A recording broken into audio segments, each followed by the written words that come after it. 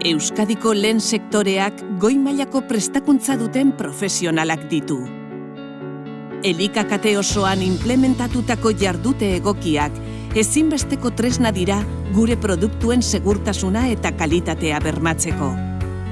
Foru Aldundiak, Udalak, Eusko Jaurlaritza eta Neiker, Azti, Hazi edo Elika bezalako erakunde publikoak modu koordinatuan ari dira lanean Euskadirentzat estrategikoa den sektore hau hobetzeko.